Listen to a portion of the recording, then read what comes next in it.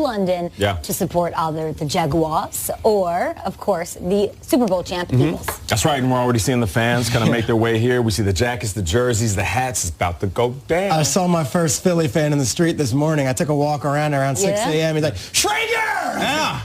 They don't do it like that here. You got to be a little more proper. He's Too like, loud.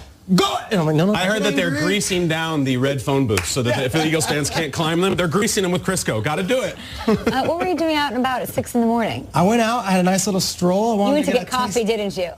No, he went and got some plums and some fruit for the morning ride. Is that true? I wanted to give the morning flavor for the show. You listen to Peter's takes, you know he's got the plums, baby. Always. Always. Somebody's got to. And on that note, with fruit humor, we will bring you guys into the lead block. Guys, lead block. I love us in London. I'm just going to say that. We are less than 24 hours after the Giants lost in Atlanta, and they dealt a former first-round pick to New Orleans. Eli Apple headed to the Saints in exchange for a 4th and a 7th, I do believe, in the 2019 NFL Draft. Let's send it over to Pat Shurmur on why the Giants made the decision.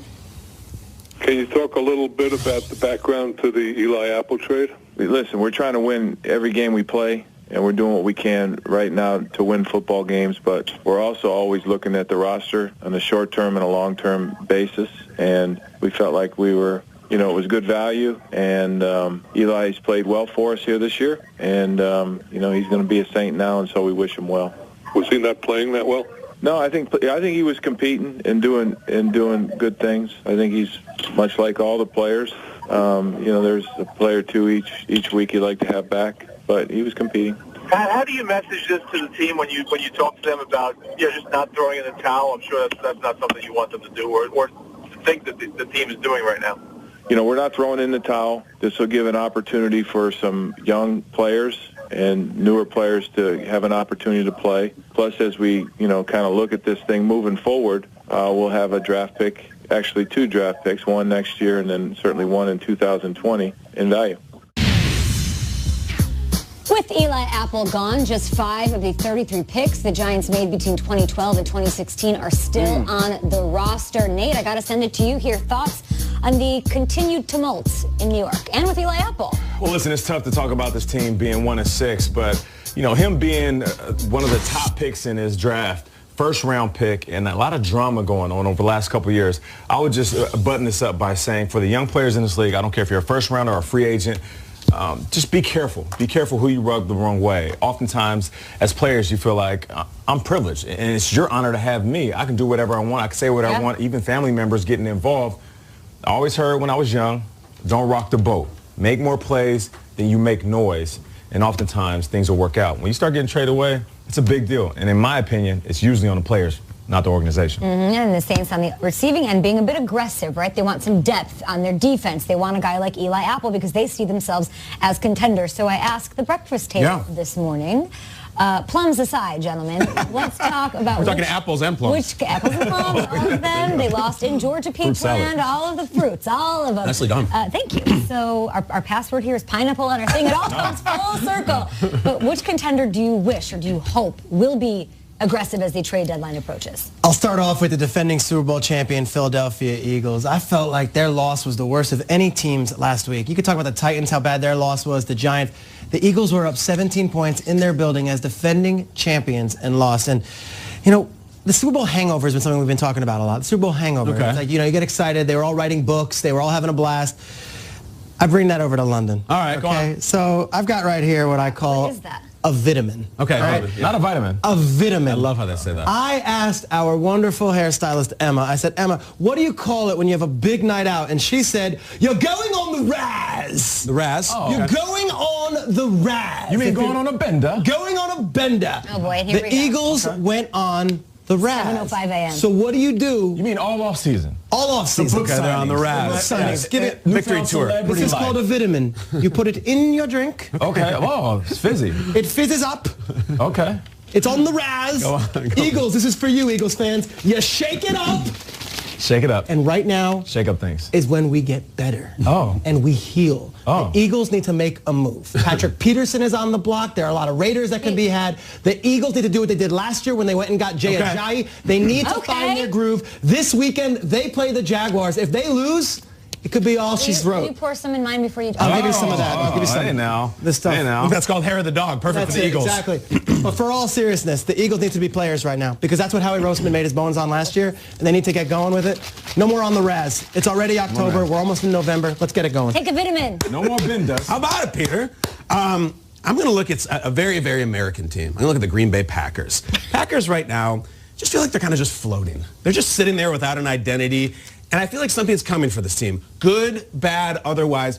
Even their record feels like it's counting down to something. 3, 2, 1. Yeah. What are you? I'll tell you what they are. Sure. They're a huge, huge underdog going to the Rams this weekend. So let's say the Packers lose. You're kidding. 3-1, 8.5 points. Then they're in the bye week, all right? Midlife. And I look at the Packers right now. Packers are about 47. They got a really good job. That's Rodgers. They're a little puffy. They're a little chubby. They got kids running around. And most of the nights with their wife and with handing them a remote, a dry kiss, and a little rollover. Just like that. That's how the nights end. I wouldn't know anything about it. They need a splash. They need a splash. They need to be skydiving, bungee jumping, start a vineyard, do something to get your groove back. I'm talking Le'Veon Bell trade. I'm talking Patrick Peterson trade. Something to wake this team up because, guys, after the bye, they're going to New England. Then they're going to Seattle. This is going to be when we find out if the greatest player in this game, Aaron Rodgers, has the greatest family and the greatest life. Do some CrossFit. Do a cord cut, whatever. Keep NFL Network. But they need something to get their groove back. And I think they could trade for it, Kate. You know what I'm saying? Some sizzle. A little bit of sizzle. They need that red sports car. Yeah, they need to go on the Raz. T-top Trans Am. Jesus. They're in like a weird purgatory, and I think we're all disappointed because they shouldn't be. We know how talented Aaron Rodgers is. We want to see him deep into the playoffs, if not make it all the way to the Super Bowl. So I totally agree with you. Get him some of that vitamin. That's what I'm saying, right? Well, for me, I'm looking at the Jaguars. Okay. And the Jags are one of those teams that last year, they found themselves. All of a sudden, they became one of the more popular teams. It's similar to me right now raising a 14-year-old boy. Nate is going into high school, and he's finding himself. But there's times where I see he looks at himself as still that little kid. I'm like, no, you're about to be a man. In 4 years, you'll be 18 and out of my house. I need you to start looking at yourself like that. I don't need you to talk yourself into being a man. Just learn about life, and when you get there, you'll know it. Seems like the Jaguars, they talked themselves into believing that they were the man. Like they were the big dogs. Like they were ready to conquer their jungle. Only to realize that they're still little cubs. So I feel like these guys need to shake things up, just like we're all saying here. And I mentioned yesterday, you go ahead and send Blake Bortles to the Saints. You get Bridgewater to come to the Jags. It's the perfect situation. Now you got mid-season. Now you got Bridgewater, who's intelligent, been in 3 systems, 3 different years, so you know he has the high IQ. He's going to be able to run that offense, and you get him for a cheap price because he still is dealing with that injury looming over his head. Blake Bortles goes to the Saints. He sits behind a legend, learns from Drew Brees. It's never too late to learn, and you put him in a position where he has to fight for his job again with Taysom Hill, who we know they love with the Saints, and you work in a draft pick or two right there. I feel like everybody wins, and I love Blake Bortles. And the reason I'm saying, listen, you might need a new place. Bridgewater's one thing. Would you go for Eli if you're the Jaguars? Would you trade for Eli? Oh, come on. No. Why? What about Eli's play? 2 Super Bowl rings and veteran experience. You'd rather have Bridgewater than Eli? Listen, I'd rather have a young player who might be just a tad bit more mobile with that knee injury over Eli. I think I'd rather have Bridgewater than Eli. What do you think? I think a Jaguars team that has all the pieces on defense and doesn't have that veteran leader under center, I would maybe go with Eli and say, just take us there through the playoffs. Isn't there a sense, too, from Marone? I'm not here for this BS. I feel like Marone is over it. He's not in love with Bortles, never has been, and he's not ashamed of hiding it either. He benched him in the middle of a game, so I think they're capable of anything. You know what else is cool about London? Is that in America, when you bring up the Patriots, whether it's on Good Morning Football or on the street or at a bar, it's, the Patriots, they always win. People in London love the Patriots. They love the champions. Oh, I've seen more Brady jerseys than anything over here across the pond. So I will say the Patriots, and I will not get any grievances from anybody in this building or in the city on beautiful River Thames, that they should go get some help on defense. They need a corner because people are sleeping on the fact that they're giving up 300 yards a game passing, like pretty much every week the past 3. If you're looking at even just back to last year and that Super Bowl against the Eagles. They have defense, they had offense, the Eagles did, but they got lit up. They got totally lit up. If they had another corner, like a Patrick Peterson, just saying, out there, like on their squad, they would be built, they'd be built to go. I don't know. They've done it. They signed Darrelle Revis, they made a big move. Yeah. They've done it in the past. But to me, it's not even about the past. It's about right now, because you're telling me they are supposed to go up against one of those offensive, high-octane, high-powered situations brewing in the NFC and be able to stop them. They're going to need another corner, so I hope that they go out and get help. See, I would have thought after a couple centuries the British would still have resentment against the Patriots. They really don't. The people here love Too the soon. Patriots. They're over it? Okay. Too soon. Harry Kane named his pretty much the most Yeah, famous Arsenal is athlete basically out the of Patriots out England. here. What do you name? People they resent. His dog's named Brady. Brady. His dog is named Brady. My favorite Patriot, Thomas Jefferson, though. Yeah. Come on now, guys. I feel you. Right? I like Brady and everything. All right, the Dolphins TJF. visit the Texans on Thursday Night Football. You can see that right here on NFL Network. And our guy, Omar Ruiz, has more on the Texans, where it sounds like there may be a bit of a rivalry brewing between a key wideout and a corner. Good morning, Kay. What an opportunity for Xavier Howard, who's tied for the league in interceptions this season. He's playing in his hometown of Houston for the first time in his NFL career, and he gets a shot on national television against one of the league's best receivers in DeAndre Hopkins, of which he had this to say earlier in the week. I just watched the film this morning, and I watched the Jaguars. I see he like push off a lot too, so he like to get physical, so they're gonna be part of his game. He can make some hell of a catches. So yesterday I asked DeAndre Hopkins if he was aware of those comments. He said yes. I asked him what he thought about those comments. He replied by telling me, who's Xavier Howard, perhaps adding a little more juice to one of the game's already most intriguing matchups. It should be noted that DeAndre Hopkins has yet to be called for any offensive pass interference penalties. Should be fun to watch tomorrow night. For now, let's send it back to you in London, Kay. Thanks so much, Omar. Wish you were here. Talk to you throughout the week, leading into that exciting Thursday night matchup to kick off Week 8. All right, looking at the longest active streaks right here in the NFL. The Texans won 4 straight. It's an impressive turnaround from their 0-3 start to the season. Are we buying the Texans now? They've won 4 straight. They've beaten the Colts. That went to overtime. They have a win over the Cowboys, the Bills, and the Jags. I'm going to say yes because their defense has been great. They are ranked 8th now. I questioned how much of an impact J.J. Watt would have on a defense. One sole player coming off an injury, but he's back and they look good. If you look at their schedule, it's pretty favorable, at least as far as that division is concerned. Yeah, no question. I think when thinking about buying things, the first thing that comes to mind is Peter Schrager, right, in the Arsenal gift shop. Yeah. What did he have in his possession? What didn't he have? He bought a rubber ducky, a soccer ball, shirts, a calendar, a shower curtain. He bought an Arsenal shower curtain. Sterling silver sport. Yeah, here it is. He bought it. Peter, the scarf, and he actually, this is before he walked over to Like Julia Roberts' Pretty Woman moment. Big mistake. This is huge. This is before he walked over to get a customized Peter Schrager soccer jersey. That they hand-delivered to the With his name on the back. That press it right in front of you. All right, I know because I bought it for the kids. But listen, I'll say this. I'm looking at the Texans, and I'm saying, okay, all right, how can I relate this to Peter Schrager's shopping experience? I feel like J.J. Watt. He's a scarf, right? Because he's wrapped around every quarterback's neck. Who's the jacket? The jacket that you can go to, you know is always going to be there. That's DeAndre Hopkins, right? Yeah. Of course. And the jersey, the face of the organization for the future moving forward is Deshaun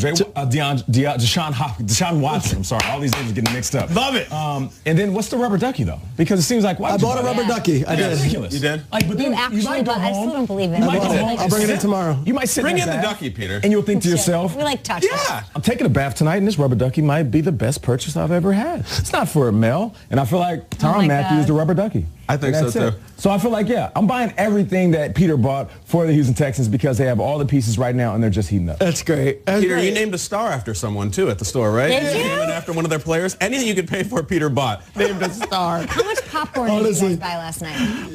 We were purchased the popcorn by our boss. Oh, You should, really? you should, you Thanks, should boss. see the Arsenal-themed mouse pad I own. Oh, that's great, I don't even Peter. have a PC anymore. You in? You buying Mouses don't even the exist Texans or anymore. not? I am waiting on buying the Texans because of the games you told me. They were none of those teams were against teams that are going to be winning the Super Bowl. I'll tell you that right now. And I also think the Texans have burned me before. They've gone to playoff games where they wear Letterman jackets to New England and they get the doors blown off them. Like, this is a team that's history is good team, playoff contender, playing a Saturday random wild card weekend game on ESPN against Cincinnati, win, and then get blown out by one of the contenders. Let's see them do this over the course of a long span. Will they beat the Dolphins? I think so. Is that enough for me? Not yet. The Dolphins and the Redskins are the only two teams that they're facing in the final 9 games that have winning records right now. Their schedule is delicious. I think it is too. And Peter, those games, those are playoff games. You know what I mean? Those Saturday games, we're not talking about the Texans who win a Super Bowl, but we haven't seen them in the playoffs in a long time. I think they have the best receiver in football right now. And I don't think we've sold it enough as a show. J.J. Watt, we love him as a philanthropist and a face of the league. Personality. Never mind all that for a second. Put it aside. Pass rusher, monster, 11 he's sacks. back. 11 sacks. That's why I buy it. I would need Hey! okay, so let's say they're playing the Dolphins. Brock Osweiler, their old quarterback who was kicked out of town. I need to see a nice 20-point victory tomorrow, a big step on your throat win. I don't want to see any more 16-13 win. Let's see Flex on Are you somebody. impressed with what you've seen out of Deshaun Watson? the last month because has I feel been like good. he's still getting better and better every week, and that also gives me confidence. Yeah, look, he's Get him a got little a punctured healthier, lung. right? He's traveling on a bus for 13 hours both ways. It's amazing Yeah. what he's doing.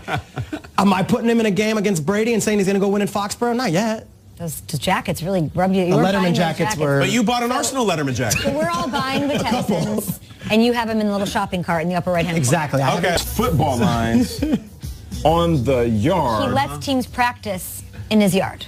How big is that yard? It's a big yard. And then this is the Duke. And then does he invite them in afterwards for a leg of mutton and spiced lamb? I love that stuff. I mean, there should be archers and chainmail. That really gets me in the mood. Kind of crazy. It's cool, medieval times. Right, yes. Pretty much. Whenever we see Instagrams, though, of Tom Brady and he's in Montana, they do that there, too. They draw the lines. That's How it. crazy is that? Up It in makes a Montana, field in they run Costa around. Rica on the beach. It's unbelievable. Thanks, but you shared a story yesterday about the Patriots. All right, so there's a public park. Hyde Park, right by our Hyde Park, hotel, right which is across like our hotel. Central Is this Park. an urban myth? This is not urban myth. This is fact. A few Come on. years ago, the Patriots Imagine came Central here. Park fenced. Imagine right? Central Park. Imagine Grant Park in Chicago. The Patriots were playing here, and Belichick was supposed to go an hour and a half to some park to practice. He said, no, screw it. They jumped over the fence, and they practiced in a public park. And from what I'm told, they just had a full practice in a public park, and no one bothered them. The New England Patriots. That was it. They climbed a fence in practice. The New England Patriots. Right. Incredible. Nobody bothered them. In America, that would not be the case. That would not be okay. We got them practicing with a castle. I kind of don't believe that. Yeah, I mean, it's incredible. It's so crazy, it just might be true. It probably is. We don't have castles. Sure it We is. have Matt Castle, and then we have the one with sliders, right? That's all we got. They got a lot of them here, though. That's pretty It's been a cool. long time. You've seen a White Castle here? No, in home, I mean. All I've right, seen it. let's look at ahead to Sunday's matchup at Wembley. What is at stake for the Eagles in London at Wembley? Eagles, Jaguars, 9:30 a.m. Eastern on NFL Network. Peter Schrager, Melissa Stark will be on the sideline. Kyle and I will be handling pregame duties right here only on NFL Network. Eisen calling the game in this one. So it'll be a lot of fun with all of your faves right here on NFL Network all day Sunday. This game is fascinating, Kay, because the NFL Network part's cool. We've got Eisen, we've got Kurt Warner, Mooch, Irvin. Everyone's involved. That's great. And it's only on NFL Network at 9:30 a.m. What's really interesting is that I feel like the loser should just stay here, right? Like, these teams are at crossroads right now, and the winner is now suddenly given new life and new blood in their division and their life.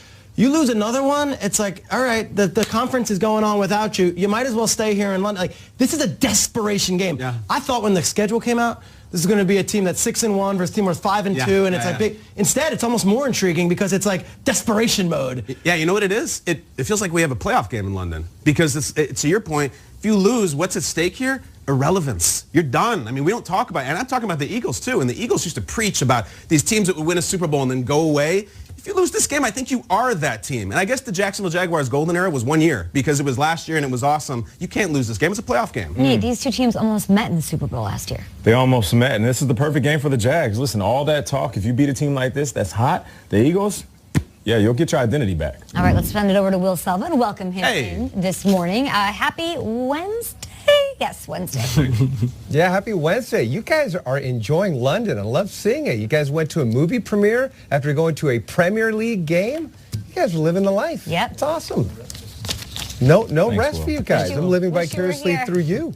Yeah, that's awesome. Well, back in the States, there was only one winning ticket in the $1.6 billion Mega Millions drawing. Sadly, I don't possess it. The Cowboys fan base is feeling its own sense of disappointment as if the team gave away $1.6 billion for wide receiver Amari Cooper, giving up a first-round pick seen as a steep price to pay for Cooper. The Cowboys offering more than anybody else. NFL Network's Mike Silver, in fact, reporting the Eagles offered a second-round pick. Head coach Jason Garrett defending the team's decision to acquire Cooper, who has struggled the past 2 seasons. He's a young player. He's 24 years old. He has all the physical traits you want. He has all the intangible character qualities that you want. He has production in the league.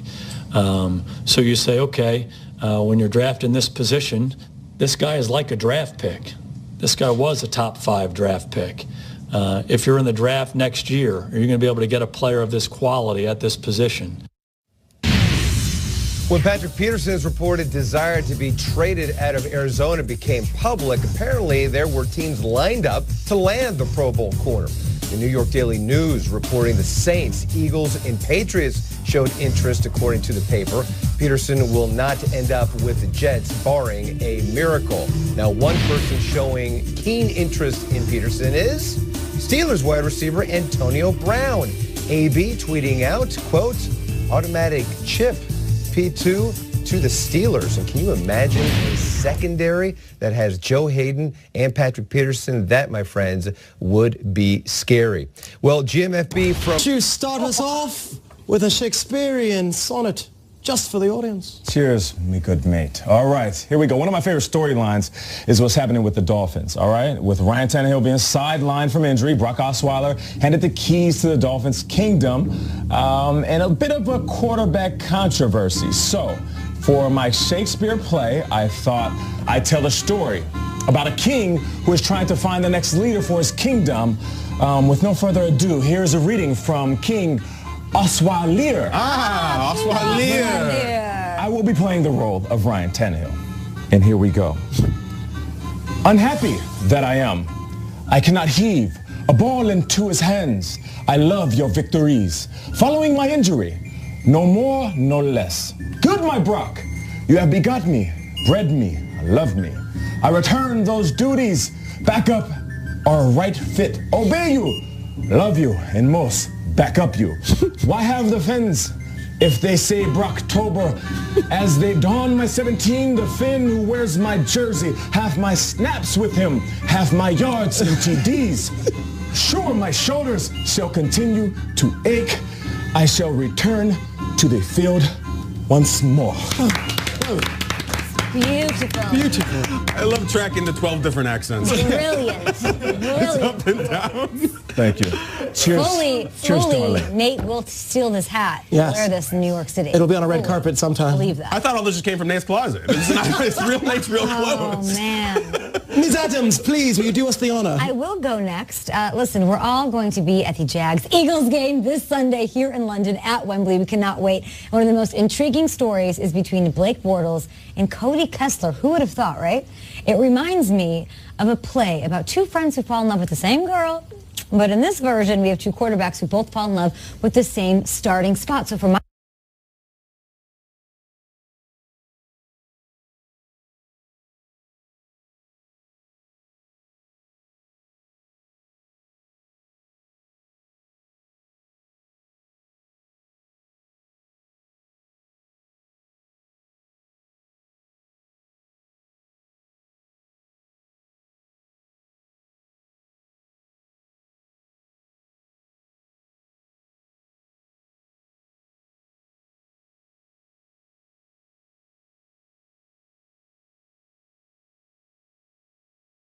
Maroon! Maroon is your master. He masters you, and he is that for you. By a backup, methinks you should not be chronicled for wise. Maroon! Maroon! Wow, Kay got into it. Kay got into it. Nice job, Adams. Well done. One more time. Roses, come on. Relinquished. Maroon! With a dab. It's a Shakespearean dab. Maroon! Shakespeare dabbed. All right, Peter. Peter, What do you got? it's on you. Bring us home. Perhaps there was no bigger storyline this week. I'm reading it in an English accent. than the reshaping of the Raiders roster by new head coach John Gruden. Everyone who's in is out.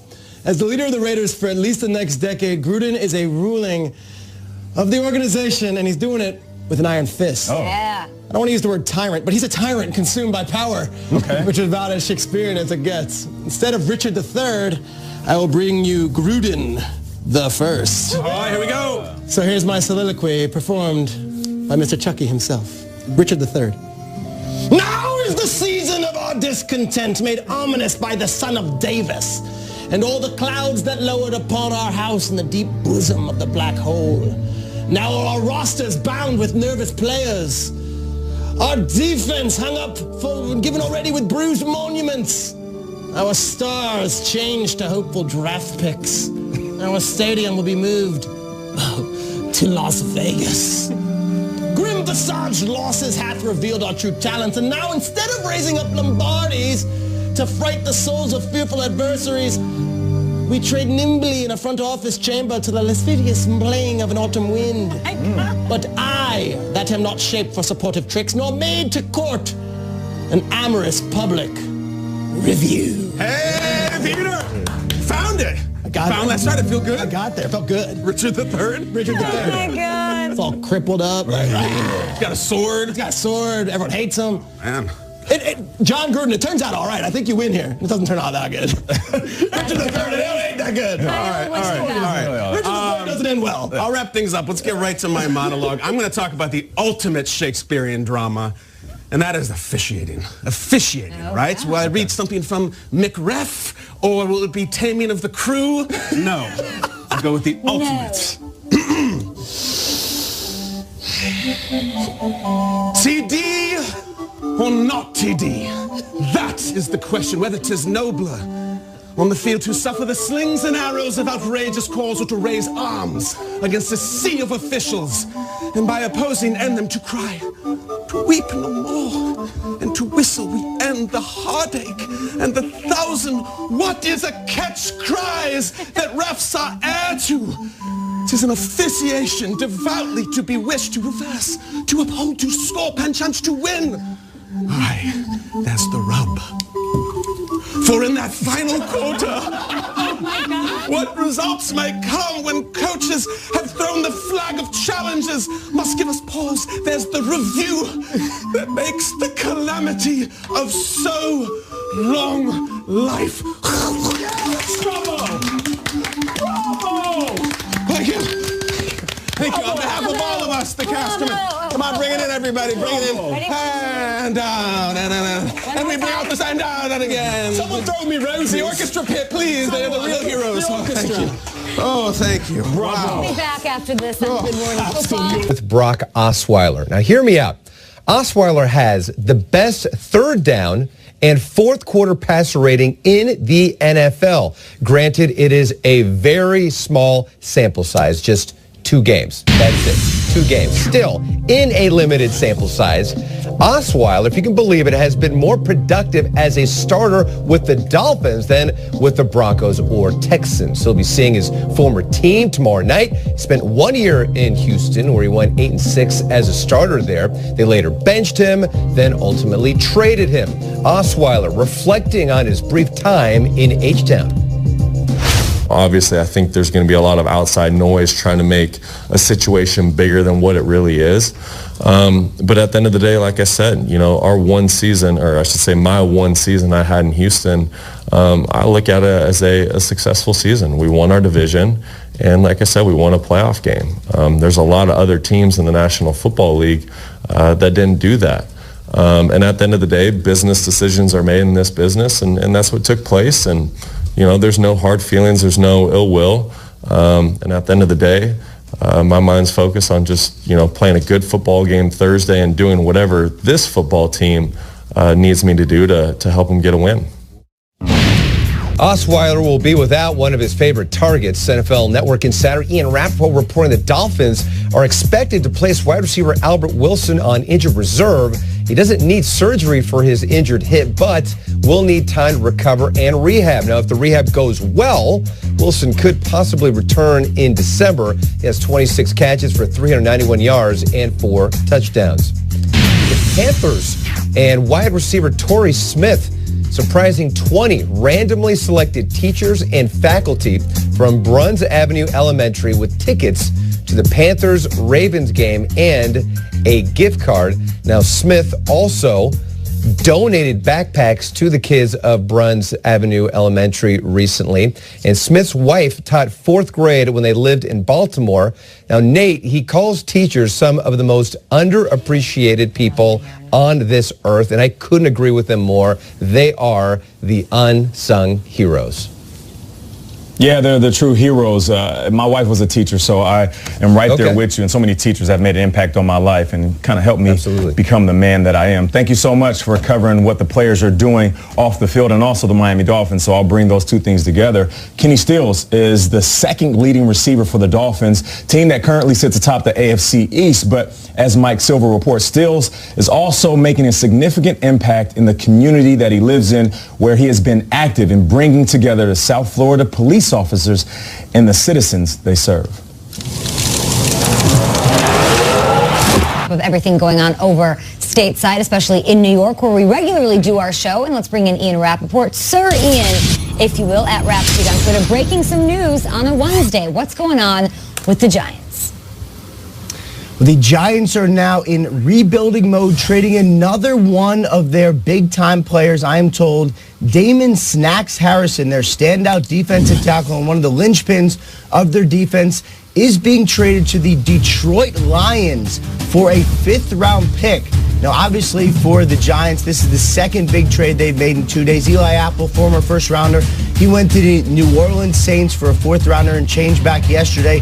But this is an even bigger move. This was one of their big-time stars on defense, a huge free agent acquisition, and someone who simply held it down in the middle. Now he goes to Detroit, which obviously started slow, but has come on strong. And general manager Bob Quinn and coach Matt Patricia just feeling like this is a player who could come in and solidify their defense for the Giants. A rebuild, but for Detroit, potentially this is one of the pieces that will put them over going forward. Eli Apple to the Saints, Snacks Harrison to the Lions. Appreciate you, Ian Rappaport. We'll be talking to you all throughout the day. As you say, they are rebuilding, and they might not be done necessarily. So keep it here on NFL Network and with the Rap Sheet for the latest back here in London. Let's break it down here. I think Eli, I think Damon Snacks, I think there's a lot of teams around the Football League that should be calling about Landon Collins and Eli Manning. I don't think any defensive player on the Giants is safe right now. I've been talking to GMs the last couple of days. I told you yesterday on the show that it's going to be a buyer's market. Which team want players? Teams that are in the bottom of the standings are going to be selling off guys. But remember, Dave Gettleman inherited Snacks. He inherited Eli Apple. He inherited Landon Collins. He inherited all these guys, and Pat Shurmur wasn't their coach when they got him. Jerry Reese was the guy who drafted all these players and signed them to big free agent deals. Right. This is just the start. And if you're the Giants and you're a Giants fan, good, because it's time to start bringing in new guys. That locker room's a mess. If you're the Chiefs, do you not pick up the phone and say, hey, who do you got on defense? Would you give us Landon Collins, and for what? Yeah, I would love to have Landon Collins in the second year if I'm the Chiefs. And if I'm a Lions fan, this blows my hair back right now. Because I know wide receivers and running backs win fantasy titles. D-tackles, offensive guards win division titles. This is really big. Under Matt Patricia, they've won 3 and 4. They are coming into the meat of the division schedule. Snacks Harrison, first team All-Pro, not Pro Bowler. This is bad news for the Vikings, for the Packers, for the Bears. Huge day for the Lions. I love this move. No question. I'm not sure if the Giants want to part ways with Landon Collins. Still, to me, one of the better safeties in the business. He is a young star, and it's kind of one of those guys that anchors this defense. And you want those guys to stick around for quite some time. But when looking at this deal, you get Snacks Harrison going to the Lions for a 5th-round draft pick. For a 5th-round draft pick. That what kind of it shouts louder than the actual trade itself. Talk about it. It doesn't mean that Snacks Harrison isn't worth more. I just feel like it shows a sense of urgency that Shurmur is trying to fix this team in the way that he wants it right now. I know fans are sitting at home saying, this doesn't help us right now. I don't care about this. And why couldn't we get more for Snacks? Snacks is a better player than that. I feel like they want to start removing whatever players that they don't see in their future. And this might not be personality-based. It might not be the fact that Snacks didn't get along with coach. It could just be the simple fact that they're trying to get guys out so they can start preparing for the future. And this is a good sign. There's not a lot to smile about, but here's the silver lining. If you're a Giants fan, that Shurmur is making moves kind of like what Gruden is doing in Oakland. If you're from New York. Yeah. You grew up around the Giants. Sure. If you're a fan, how are you, like, how tough of a pill is that? Giants fans are looking at it right now saying, thank you. Really? Just start anew. It's over. This crew of guys, remember last year there was so much tumult in that locker room, whether it be Eli Apple or it be Snacks, or just clean. Give us a clean slate. So a 5th rounder is not a good pick for you. That's a guy who might make the team, might not, probably there as a late round pick, a day 3 guy. But you're starting anew and you're seeing some sort of direction. What really boggles my mind is that the Giants didn't deal any of these guys before the season. Yeah. You know, they come in with this new, fresh stuff. They didn't pick up the phone. They were so slow. They thought that they had it, though. I think that they really thought that they had it going on. And now you deal... They were 3-13 a a year ago. defensive player. You deal a defensive player to the Lions who have, you know, Mr. Laminated play call sheet with the number 2 pencil. Oh, he'll be fine there, defensive too. genius. What about that Matt price? Patricia. We just saw 5th? Amari Cooper go for a 1st-round pick. Crazy. And you're sitting there, a Giants fan. Snacks is a hell. We got 5th? They couldn't do better than First that. team All-Pro a couple years ago. 5th-round pick. Traeger, does that rub you wrong, Giants fans? Late in the season. This is a fire sale, dude. When you go to the garage sale and you days? see a cool jacket, it ain't going to be full price. It's going to be a 5th round crossed out pick. a few It's times? crossed out a few Yeah. Are you times. telling me the trade deadline is next week, 4 p.m., I think Tuesday, I believe it is, Yeah. right? Is it going to be active one? A Yeah, crazy this is one? nuts. This starts now. I'm telling you, promised throughout action. the day. I'm promising you action this Yeah, year. and you have to keep in mind there's a ton of new head coaches. And the one thing... And new GMs. New GMs. So these guys don't want to be pulled down into the ocean by an anchor of a certain players that they didn't want. So they're just trying to get rid of everything. And it extends their shelf. We've got Peter Schrager and Nate Burleson. This is Kyle Brandt. My name is Kay Adams, and we are so excited to be in London. I feel like I've talked for the past 48 hours about how I'm in love with the city. I would move here. I feel like I was meant to be born here. Okay. And it's as if New York heard me say that. It said, time out. Come on back to New York. Remember me. I'm your first love in New York City because that's where we have the big news. Guys, let's bring in Ian Rappaport for the news, of course, on the Giants and Damon Snacks Harrison. What is going on? Ian, take it away. You mean former Giant Damon Snacks Harrison. Sources say he is being traded to the Detroit Lions, the resurgent Detroit Lions, now 3-3 with another big win recently. He's going over to Detroit for a 5th-round pick. And for the Giants, Peter Schrager mentioned it just a couple segments ago. This is essentially a fire sale now. They've traded Eli Apple to the New Orleans Saints for a 4th and change yesterday. That was one of their big-time players and obviously a former first-rounder there. And now Damon Snacks Harrison, a former big-time free agent acquisition, one of the linchpins of their defense, one of the best run stoppers in the NFL. He goes from the Giants now to Detroit. And if you're wondering, guys, why it's just a 5th rounder, yes, it is a fire sale, and I think teams know the Giants are getting rid of some big talent. But the salary is also important. Let's do $7 million in all. Got a huge salary on the books for next year as well. Oftentimes, that brings down the price of a trade. Eli Apple goes to the Saints for a 4th and a 7th. So I've got to ask you, after this Snacks Harrison trade happening this morning, the trade deadline approaching, it is next week. Are the Giants done? Today they're probably done because the work week starts and you got to get ready to practice and everything. But they may not be done in general. But I know what you're talking about, Kay. You're talking about the quarterback position. I would not expect Eli Manning to go anywhere. He's got a no-trade clause. That's important. And it just doesn't seem like any of the teams that may need quarterback help, the Jaguars, who are coming to hang out with you guys in a second, it doesn't seem like they're looking in Eli's direction at all. But maybe there are some other players on the Giants who could go. They have some other big-name guys. Landon Collins would be hard to trade because that's one of the guys you'd like to build around. But Janoris Jenkins has a big salary. Another free agent guy like Snacks Harrison. Perhaps if teams are interested, that might be someone who could be available. But either way, it is very clear that the Giants are listening. And so are Giants fans who are reacting on Twitter. We thank you so much, Ian Rappaport. We'll talk to you throughout the morning here on Good Morning Football in London and throughout the day on NFL Network. I brought up Landon Collins. Listen, even if they don't want to trade him, if you're the Chiefs, you're still making a call. You want to see if he's available. Landon Collins tweeting out, bro. With a hashtag. Hashtag. And that's going to be turning soon. Fallout at the table. Blokes? Anybody? Look, the Giants are 1-6. Yeah. They're playing a really uninspired brand of football. 100%. The Raiders have one win. They're playing. It's fire sale time. And we don't usually see this in the NFL, but these are new coaches with power, new general managers, new decision makers. And for me, the Giants, I look right down the roster. I mean, you mentioned Landon Collins, a star player. I don't think he's got a contract coming. Are we really going to break the bank on him right now? Or do we say, let's get something for him? Olivier Vernon makes a ton of money. He's one of the highest paid players in football. Yeah. So they start looking at him. The salary is what's huge. $7 million a year. Giants saying, let's get that off the books. Let's start anew. We're not winning anything now. Got it. You mentioned Eli, Ian. There's a lot of players on that roster. I don't think Odell necessarily, but if you're the 49ers, or if you're a team that's young and looking to get some offensive players, do you call and at least make an inquiry about Odell Beckham, who you just signed to this monster deal? I'm just thinking that any of these teams that are at the bottom of the basement, the Cardinals, the Raiders, the Giants, with new coaching staffs, they don't want last year's used goods. Give us fresh, give us new. We'll call it a clean slate, and we'll go from there. But Shregs, if I had told you, blind resume style, hey, Shregs, don't look at your phone. Snacks Harrison was just traded to the Lions. What did they get back? And what would you guess? Second round pick. So fifth, because to me, if I said fifth round, I think you would think I was... Bargain basement. It's the greatest deal ever for the Lions. Okay.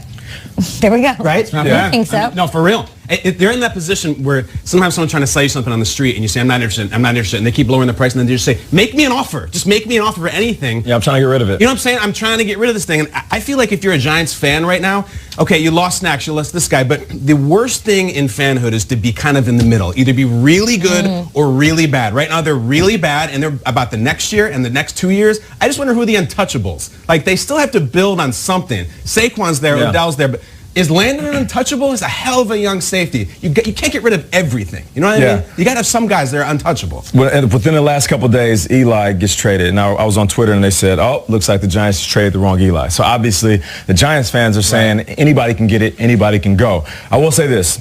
Everybody wins. The Giants, they win. They unload two guys that might not necessarily been plans for the future. But they're going to win in the future. Right now, they're struggling, as we all know. You look at Eli Apple going to the Saints. No better place to be. I mean, they're 5-1. Defense is monster. Hey, he played college ball with Marshawn Lattimore and Von Bell. That right there is a unique group of guys that's going to be together for a long time. I guarantee he'll play much better as a Saint. You look at Snacks and what they're trying to do with the Lions. That right there is a win for Snacks and a win for Detroit. Coming up, they got Russell Wilson, Kirk Cousins, Mitchell Trubisky, and then Cam Newton. You don't think the Lions are saying, we need to get somebody to help on this defensive line to get after these quarterbacks? Especially 2 weeks later, momentum. They've won through the last 4. Yeah, 2 weeks later, they got the Rams. So sitting back, Matt Patricia saying, all right, we got talent. We got guys that can play at every level. We add Snacks to the mix. Only 3-3 in the record, but they're 1-0 in division. The Lions aren't out of it. They're one of the teams we're not talking about.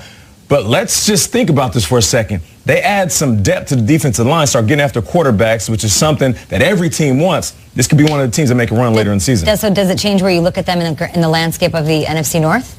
Yeah, we'll see. We'll see what they do with this player that they're getting. But when you look at who they're playing the next month, the next 8 weeks, like they're playing the top tier quarterbacks in this league. You're a veteran player on a team, all right? You're the Giants. Say you're a player in the Giants, and you are one of the untouchables. Say you're Odell, and they just trade away 2 of your like. How do you look at the next 7-8 weeks of the season? Are you still motivated to play, or are you like, all right, well, I'm out? Well, to answer your question truthfully, no. Most guys on that roster are thinking about their vacation. They're already booking their flights. They're talking to their wives and girlfriends. Hey, where are we going to go in the offseason? Because we're not going to be in the postseason. But certain guys on our roster are saying, okay, it's bigger than the logo on my helmet. It's bigger than the jersey I wear. I'm playing for respect. I'm playing for pride. And I'm playing for the simple fact that they pay me a pretty penny to show up and show out. But that's not always the case. Guys are going to start reserving themselves. They're going to start saving themselves some energy. And you're going to see even more of a lack of effort, in my opinion. And I know the Giants can prove me wrong because that's how it goes. But if they're trading away certain players, there's 2 ways you look at it. You can look at it like Odell and say, they just paid me, I'm going to be around for a while. I can respect the fact they're trying to build the future. Guys are on a bubble, they're like, hey, baby, don't unpack the boxes in the house. We could be next. And then there's a huge elephant in the room in Eli Manning, and Pat Shurmur's the one that's going to have to deal with all of it. How does he navigate and manage that, Shrek? It's really difficult. You've got to now get the locker room back in your corner. You've already stood up a few times. You've called out reporters. You've done this. This is going to be a very telling few months for Pat Shurmur, who, by the way, was a coach of a really bad Cleveland Browns team and got fired after 2 years because he didn't have that ability to get the guys going. Yeah. What's fascinating to me is yesterday on the show, Kay, you said Larry Fitzgerald should go to the Saints, and you said Le'Veon Bell should go to the Packers, and Nate said Calais Campbell to the Saints for Teddy Bridgewater, and I said Patrick Peterson to the Eagles. There is no trade right now, to me, and the way the NFL is playing right now, that is off limits. So many teams are still involved, and I think all of these deals are all possible. So it's fantasy football. It's the real world. Oh, I love the action. And the next few days are going to be nuts. I think right now there's also a post-mortem to be done on the Giants. Like, we take the radio call sometimes, you know, on the show. Donna. Yeah, exactly. Or Benny from Hohokus. And I would say, What the hell happened? The boat happened. They're 2016. 4-20 since the boat. Peter, I don't know if they got off that boat. That team, 4-20 since the I think boat. it's that there were boots on the boat. The Timberlands on the boat. This team went 11-5. The whole future's ahead of them. They go to Lambeau Field. The stupid boat thing. What'd you say? 4-20 their last 24 games. The whole empire came crashing down from that one day, and my mind is blown if I'm a Giants fan right now. All these good players, all these weapons. We suck right now. So let's say What happened? They keep Eli. Let's say he's not traded, and they keep stockpiling up some draft picks. Who, in your opinion, is better set up for success in the future out of New York, the Giants or the Jets?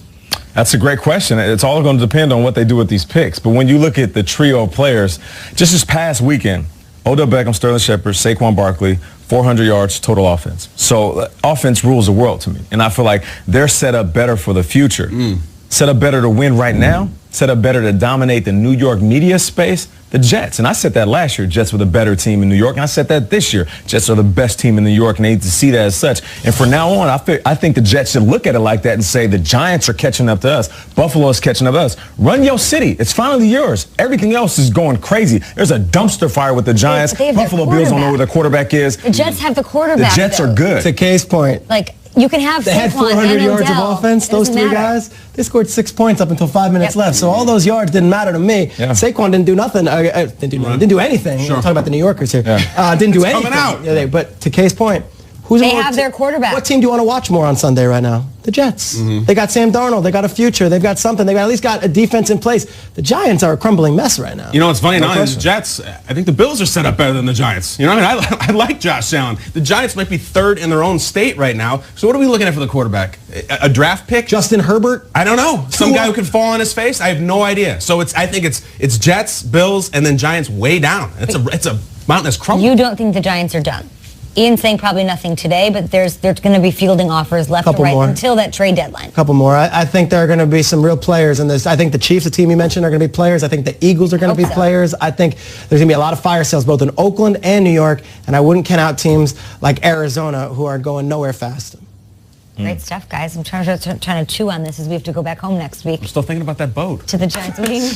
I'm still thinking of Odell on that boat. They never got off the That boat. was very New York City talk radio that you brought up the boat. Sorry, Trey Songz.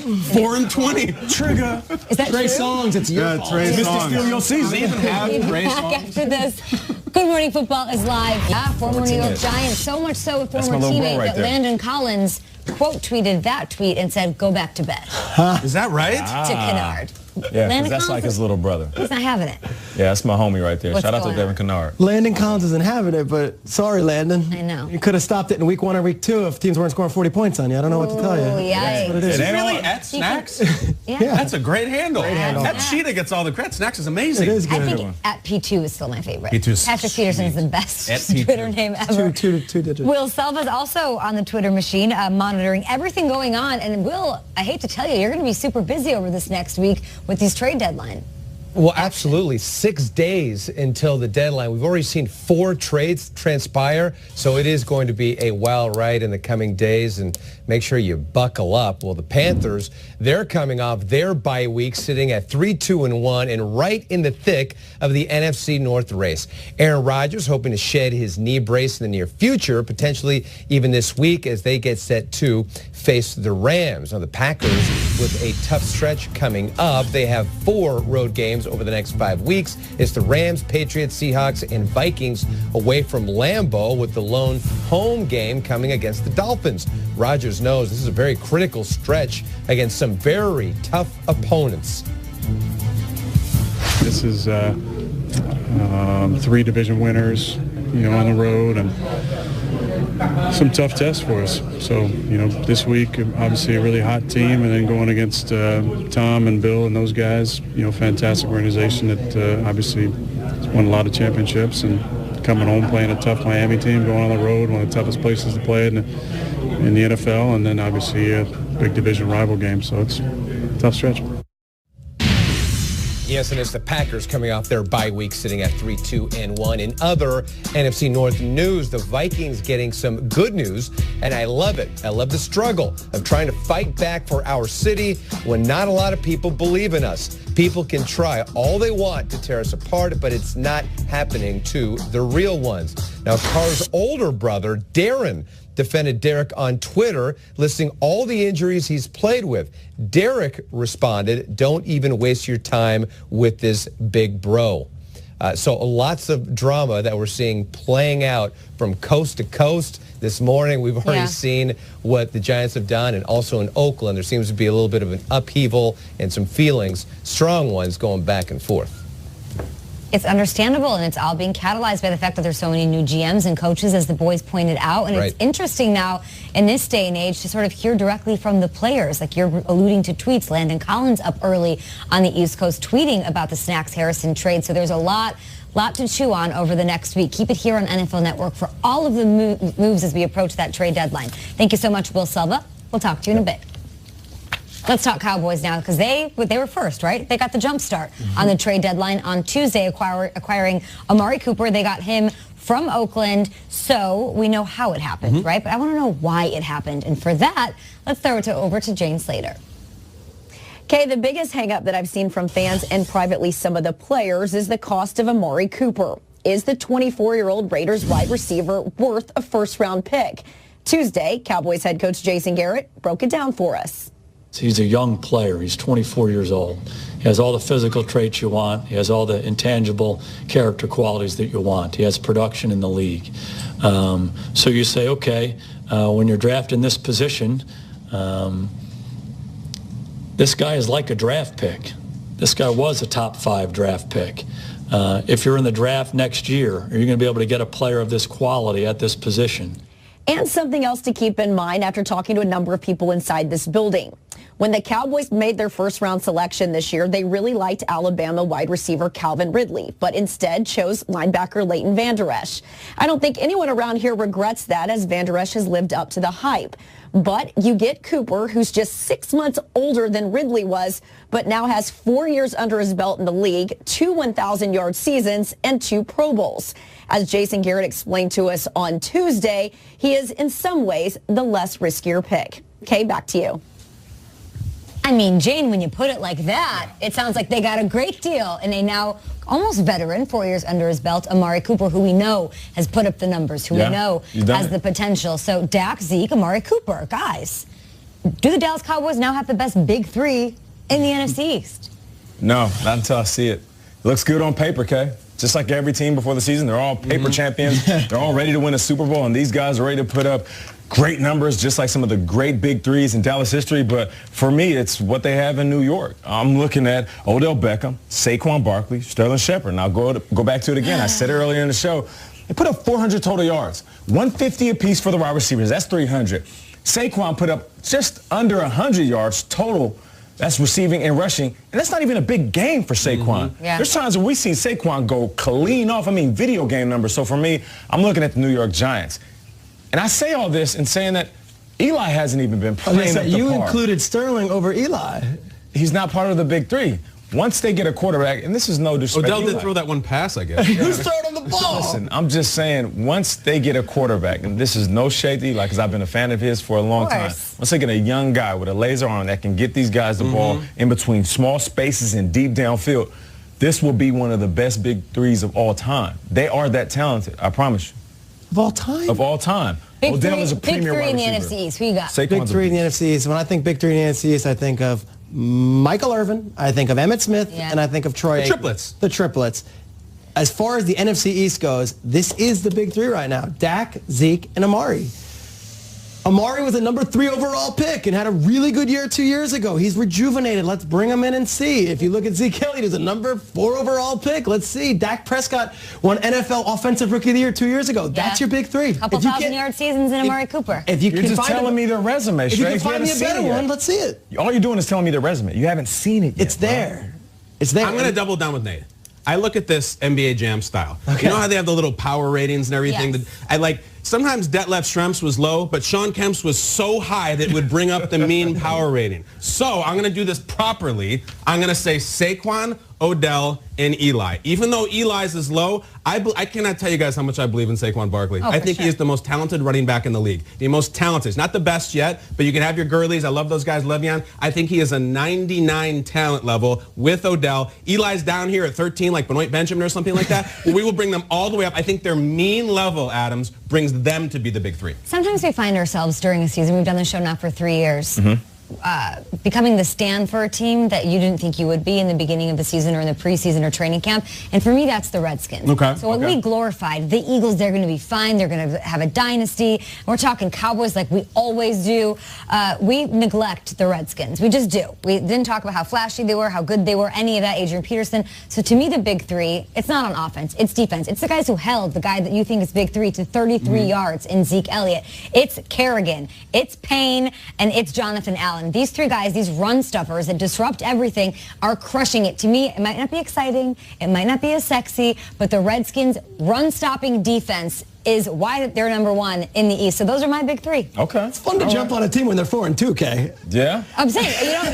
Yeah. But I'm saying this, but we're still not talking about them. We so are, I know. Why are we still talking about a 1-6 Giants team way more than the Redskins? It's the Alex Smith fact. It's Alex Smith fact. Who did it Rick without? Gibbs is going to get the rock? I don't know. It's Alex Smith. He was their leading wide receiver. That's impressive in and of itself when you don't have Paul Richardson and Chris Thompson and anybody out there except for Capri Bibbs, the running back, as the lead receiver. No one mentioned the Eagles, defending Super Bowl champion. It's hard to put together the three. Carson's great. Carson's great. Carson, Who's the Alshon, third? and Ertz.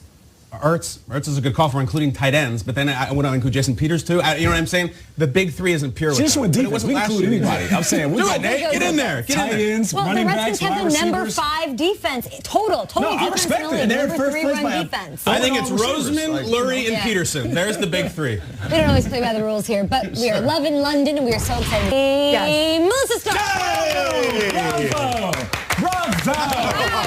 Bravo! This was fabulous. Where are you coming from? Oh, I just came from the you guys are working. I'm out there sightseeing and enjoying myself going around What'd you London. see? Yeah, I went to the Changing of the Guard. Oh, cool. So, I mean, you have to get there very early. I actually ran because you want to get, I mean, there were thousands and thousands of people there. And it's very pomp and circumstance. And, you're at Buckingham Palace and all the horses come in and they come marching. Remember the outfits that Mooch and all those guys were in? Yeah, the big black top hats. And it was fantastic. I mean, it's something I wish you guys could do. But Did you get a good view?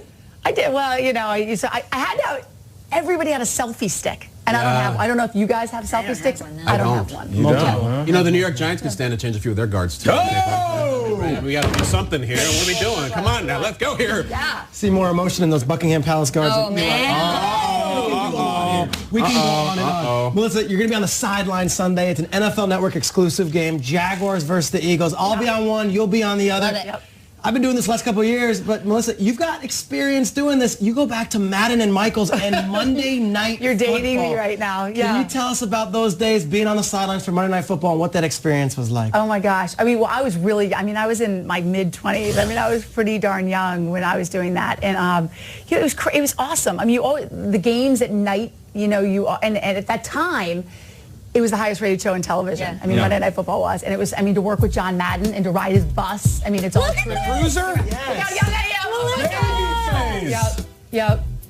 It's Oh, look at Al. Oh I my can't even gosh. deal with this Where'd you photo. guys dig that one? That's a good shot. I'm so happy we did. That's so funny. So, I mean, yeah, we would ride his bus around. I mean, because, were on the he is cruiser? claustrophobic. Always on the cruiser to all the production meetings. And sometimes we just went, out to dinner on it. and Same things bus like that. driver every time? Yes. Really? Yes, he's been with him forever. There's 2 different bus drivers. Yes. That's You're iconic. getting back into it. Really cool. What's changed the most? Yeah. Oh, I mean, you have to tell me what's changed the most. I'm going to be leaning on you, my guru over there. But I mean, I think the biggest, I called Fred Godelli, who was our producer on Monday Night Football, and now he does Sunday Night Football, and he was sort of just the guy who knows it all. And I mean, he was saying the biggest change is kind of the blue tent, I mean, that the guys go in there for injuries and things like that. But other than that, I mean, it just is, it's awesome to be down there, in the middle of it. I can't wait to go back. You excited to be back? I'm so excited. I need a bodyguard for my head. Oh, stop. Like a metal umbrella or something. Okay, I know. Carry that around. Yeah, it's not going to happen.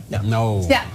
Huge matchup this weekend at Wembley. Jags, Eagles, we've been talking about it all week, and you interviewed Jeffrey Lurie. We saw that and aired it on the show, and you've got something else for us today, right? You sat down with Jags owner Shad Khan. Let's take a little look at that. have you developed? You know, I'll tell you, I think we have to go back. You know, when I got the Jacksonville Jaguars, we had a very small fan base. So it was, how do we grow it?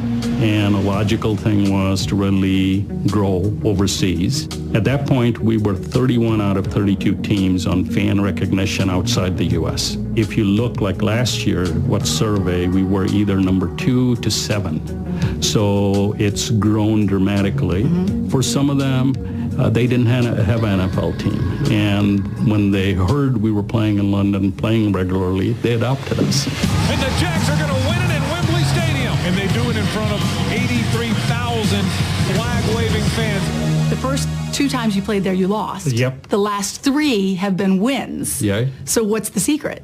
Well, I think the secret is the growth of the fan base. You know, I asked the players, it's like, why?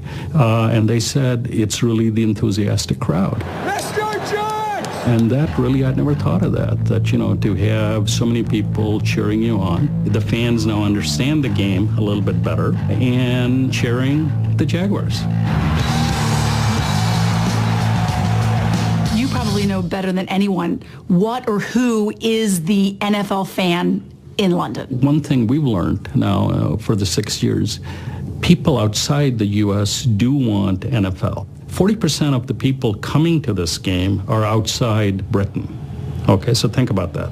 About 30% are outside Greater London. So the fan base is really a different fan base that wouldn't be going to a typical NFL game, and that's what you want.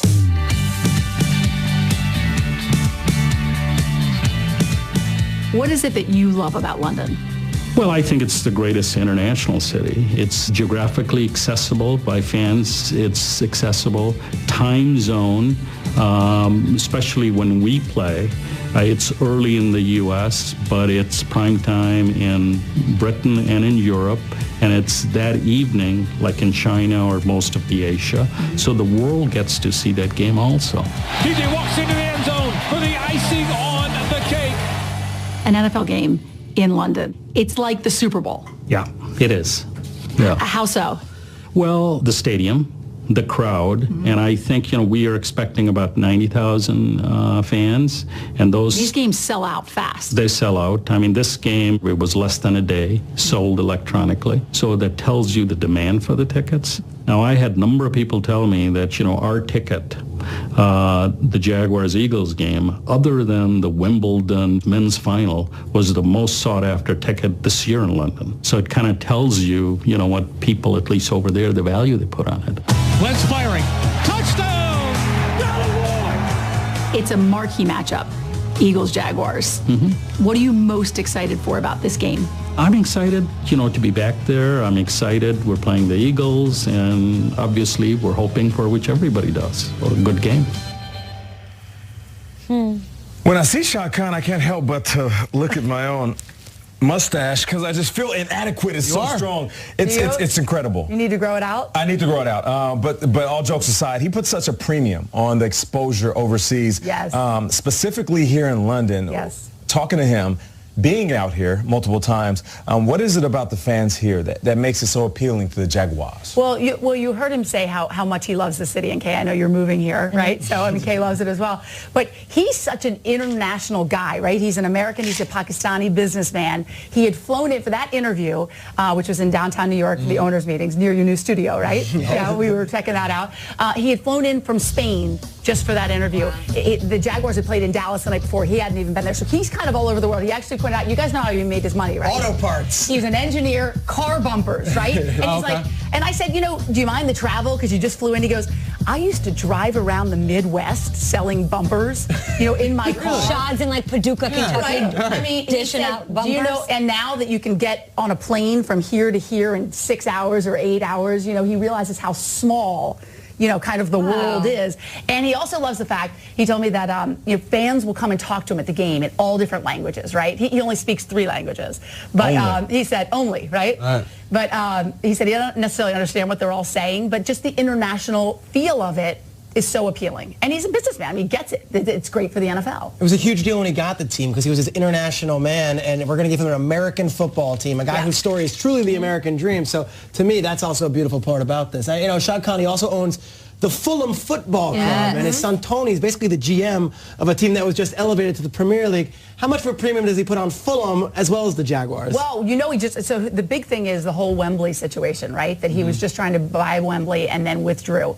And that was like a minor setback, because when I was sitting with him there, he's such a nice person. He did not want it to be perceived as a hostile takeover. And now we know that the NFL and the Jaguars, like the NFL since 2007, the Jaguars since 2013, have had a great relationship with FA that owns Wembley, but he needs the full support, and he wasn't getting it at the time, but it's not the last we've heard of it. I mean, they're definitely gonna come back to that. Yeah. That's cool. Driving around selling auto parts. You're still on that? It's like Tommy Boy. I mean, that's really cool. That's a really cool Shoddy story. Boy. It's amazing. Let's talk about this game, though. Let's talk about we're all entertained by this idea that there's Blake Bortles, who plays down in Florida, right, and then there's Bloke Bortles, who comes here in London, and he's Joe Montana. It's unbelievable. The best player in NFL London history. So can we expect a bounce-back game from Blake or Bloke? Right, in front of these Jaguar hometown fans? Yes. Right. No, I mean, I think, after what happened last week, you know he's on a short leash, right?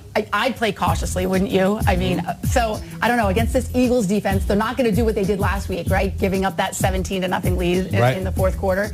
But I also think, if you talk to the Jaguars this week, they're cutting down on individual drills. They're working on taking care of the football and taking the football away. So I mean, they're going back to the basics. But the Jaguars, I mean, we know our James Palmer was there this week. There was lots of issues, and the reporters were kicked out of the locker room, right? I mean, there's just a lot going on. I'm sure they hope, right, to have a little bit of that London magic that they've been having, but I think it's going to be a tough game. Yeah, you're right about that. I hope they take care of the balls pre-game and during the game. Thank you. Drilled on the sideline as you were last week at Wembley. But we will see you, Melissa Stark, back on the sidelines. We cannot wait to see it. Schrager will be joining her. We're going to have a great time, guys. Over to you. Well, Bengals wide receiver John Ross just can't seem to catch a break when it comes to staying on the field. The former first-round pick missing all but 3 games of his rookie season in 2017 with a knee injury, and those woes continue this year as NFL Network's Mike Garafolo reports. Ross is expected to miss a few weeks after aggravating a groin injury that already cost him 2 games this season. Ross has missed 15 of 23 games since being selected 9th overall in the 2017 NFL Draft. Boy, the Giants just continue to make moves. This morning, sending defensive tackle Damon Snacks Harrison to the Lions in exchange for a 5th-round pick. This according to NFL Network insider Ian Rappaport. This trade comes just a day after the team dealt corner Eli Apple to the Saints. Broncos backup QB Chad Kelly arrested early Tuesday and charged with criminal trespassing. Kelly reportedly entered a house belonging to someone else and was mumbling incoherently. The Broncos say they are looking into the matter. NFL Network's James Palmer reporting the arrest followed a Halloween party thrown by linebacker Von Miller. And the Colts bring in kickers for a look as Adam Vinatieri deals with a groin injury. Vinatieri says he is, quote, nervously confident that he'll be able to play Sunday against the Raiders. He missed a pair of extra points in last week's win over the Bills. Now, at 45 years old, Vinatieri is the oldest active player in the league and is just 5 points shy of passing Morten Andersen as the NFL's all-time leading points scorer. So nervously confident. That's one way to go through life there, Schrags, and especially if you're playing fantasy face-off. Love that.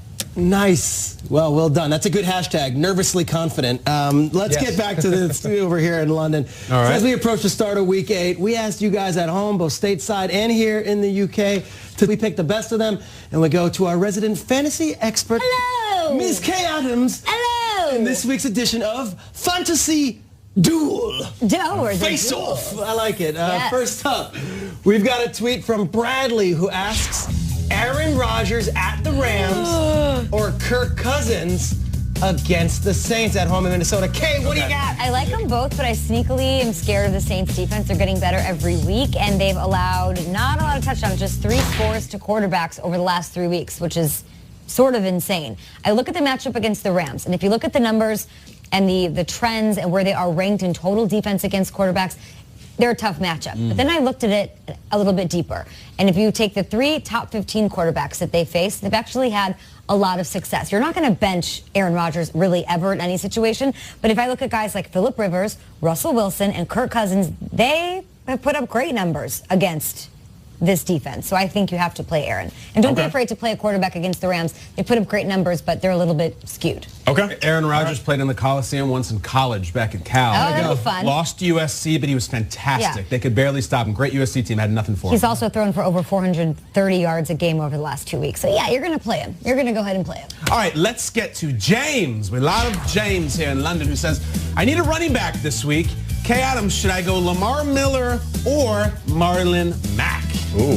This is kind of a tough one. I like Lamar Miller. He had a 100-yard game, and I like to see that. But this is the first time he's had a situation where he went over 75 yards since week 1 of the season. So there's an up and down sort of, I don't know what I'm getting, volume-wise factor with Lamar Miller, whereas Marlon Mack's averaging wild numbers. He's 126 yards, a touchdown over the last 2 weeks. So Marlon Mack getting more of a role, and I'd weirdly like to play him up against Oakland, who are the 8th most generous to running backs. I love it. I like that's a good. All right. You've got bye weeks this week. Go if Marlon Mack is somehow available in your league. Go People are watching the Colts because they're not like this brand name team, but Marlon Mack last week was awesome. Yeah, the the Raiders this year not doing very well with Max, so That's I true. think that you probably want to play Max, him. I mean, it's not 126 yards total. He's averaging 126 yards a game over the last 2 weeks in a touchdown. Like, scoop him up. All right, I got another showdown between a couple of Bears running backs in-house we have.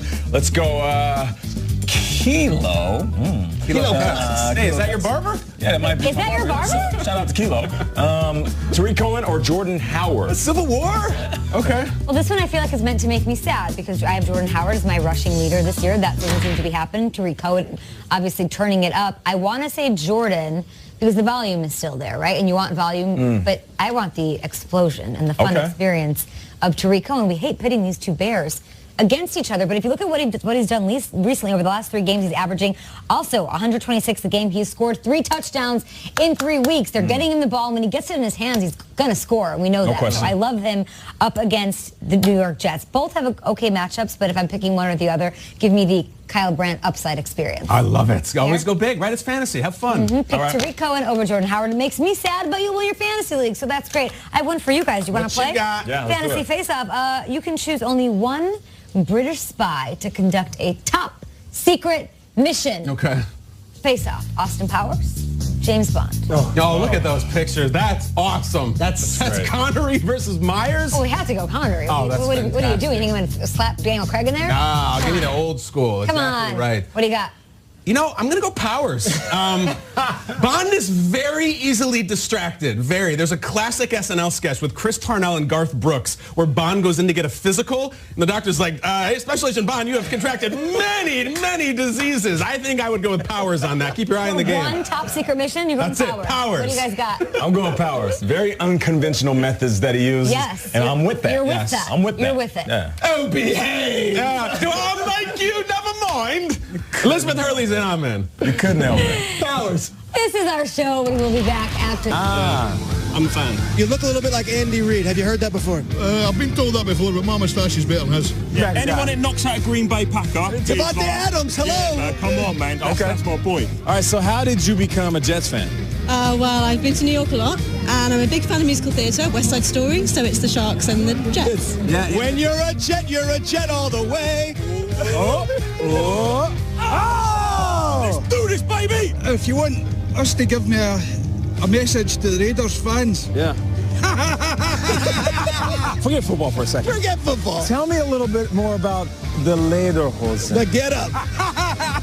All right, that's it. Is there a special dance you guys do in this? This is easy, that's it? Anything else? Anything else? do more. Yeah. Oh, you can? Yeah. In 33 years, we've got nowhere.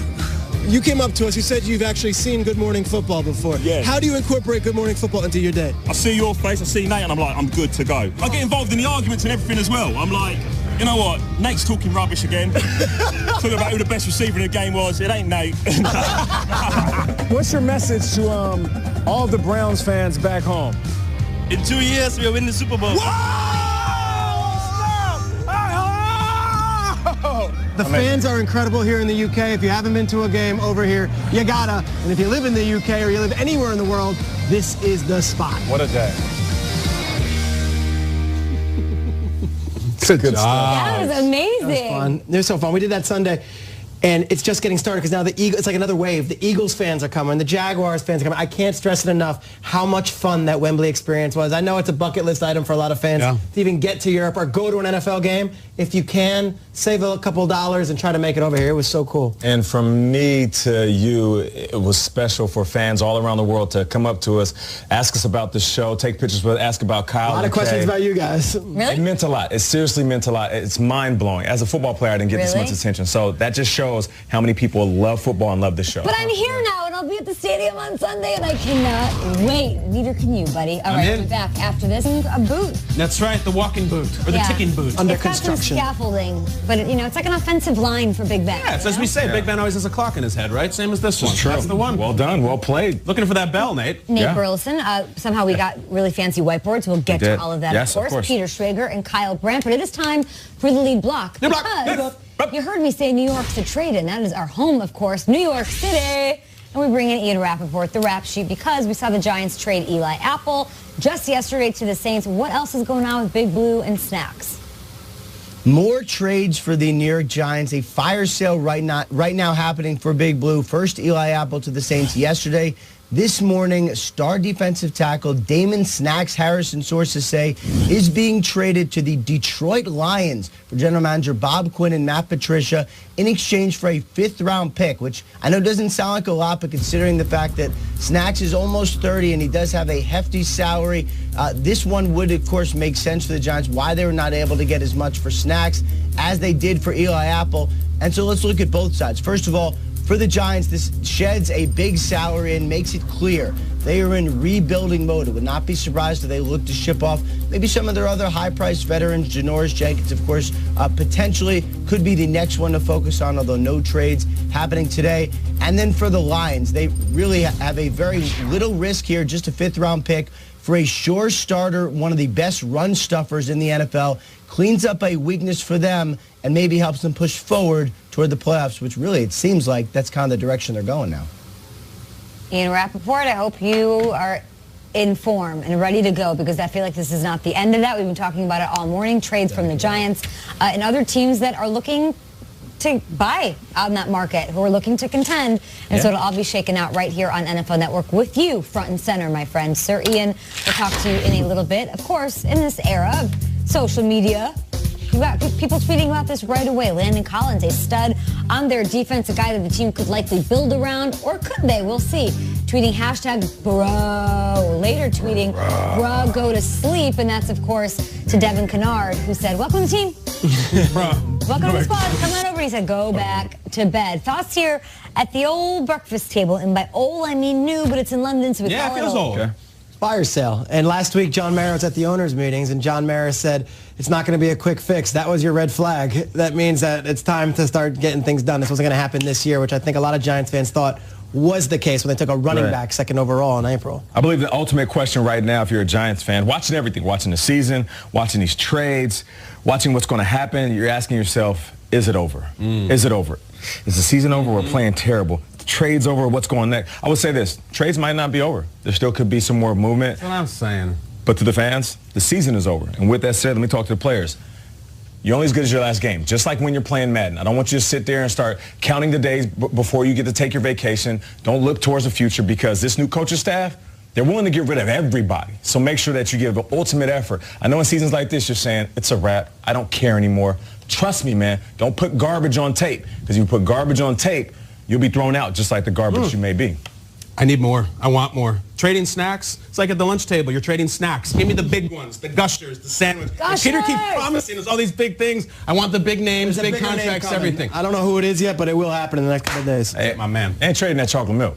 No, that's off the list. We love hearing that from Peter Schrager. We love all of that, but we are also loving the fact that there's football a day away. Thursday night action, everyone. It's the Dolphins and the Texans. Houston quarterback Deshaun Watson suffered a chest injury last week in Jacksonville. Guys, he took a nearly 13-hour bus ride back to Houston instead of joining his teammates on the plane. The team was concerned about air pressure and how that would affect him in the injury, and it's a risk that they weren't willing to take on a short week. But how will that in and of itself, and how will all these other factors affect them, the Texans, in their preparation for tomorrow night? Let's send it over to Omar Ruiz and MJ Acosta.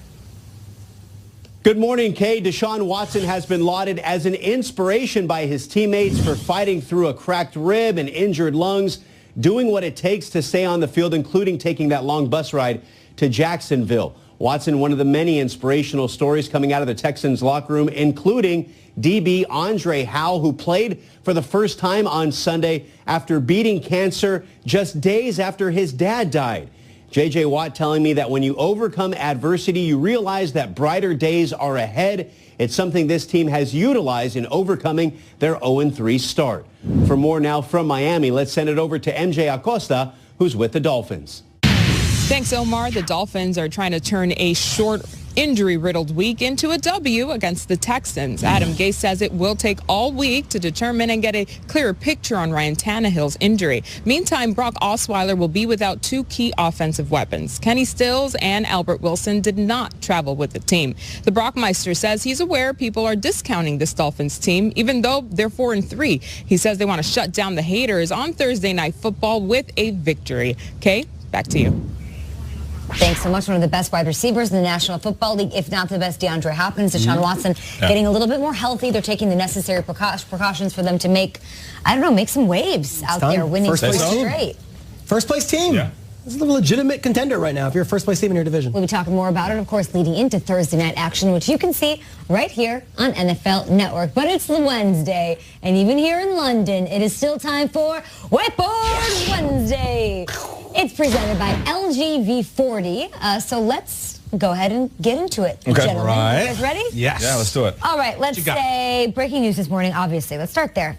They traded Damon Snacks Harrison to Detroit. They're getting a 5th rounder in return there with the Giants. So I ask you, fine gentlemen, your favorite trade of all time. Favorite trade or favorite nickname? I like because Snacks has got nicknames and trades. Let's do nicknames. All right. Break. I messed that up. Sorry. Your favorite nickname of all time. Okay. All right. My favorite trade is shoe cobbling. All right, nickname. Let's see. All right. So your favorite nickname. Snacks is pretty legit. Snacks is great. I'm gonna go here. Are you guys staying football or no? I'm gonna go with a player's father, the late great Craig Ironhead Hayward. I don't know if there was ever a better name to describe a running style. Ironhead used to just lower his arm and just go into the line of scrimmage and knock guys on their butts. He had a very famous commercial where he was with a loofah in the shower. Ironhead Hayward. I've never seen that. Okay, we got YouTube. It's great. One of my favorite players of all time, the Saints legend. His son right now is having an incredible career, obviously with the Pittsburgh Steelers. But Craig Ironhead Hayward, my favorite nickname of all time. All right, I'll go next. I'll keep this simple. I was going to go with another giant. I've always loved Stephen Baker, the touchdown maker. But I will go with someone on the D-line as well as Snacks Harrison.